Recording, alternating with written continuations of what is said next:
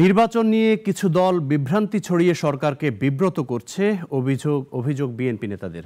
সব ষড়যন্ত্র বন্ধ করে দেশের স্বার্থে সবাইকে অন্তর্বর্তী সরকারকে সহযোগিতা করার আহ্বান জানিয়েছে দলটি।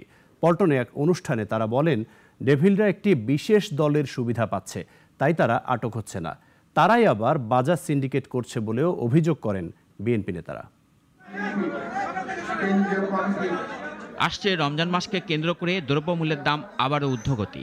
সরকার পরিবর্তন হলেও সিন্ডিকেট এখনও পরিবর্তন হয়নি বলে মন্তব্য করেছেন বিএনপি নেতারা।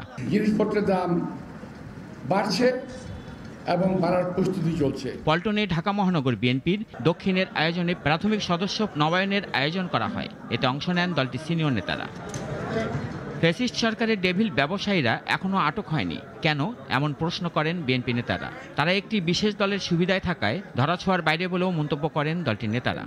যাদের উস্কানিতে 4-5 তারিখে এইভাবে সারা বাংলাদেশে এই দেশের ছাত্র জনতার উপরে গুলি চালানো হয়েছিল, যাদের উস্কানিতে আজকে দেশের দ্রব্যমূল্য বেড়ে চলেছে, যাদের উস্কানিতে আমার হাজার হাজার মা বোনের বুক খালি হয়েছে, ওই উস্কানি তাদের ধরছেন না, কারণ ওদের সবার সঙ্গে হাত মিলিয়ে ফেলেছেন বিশেষ একটি রাজনৈতিক দল।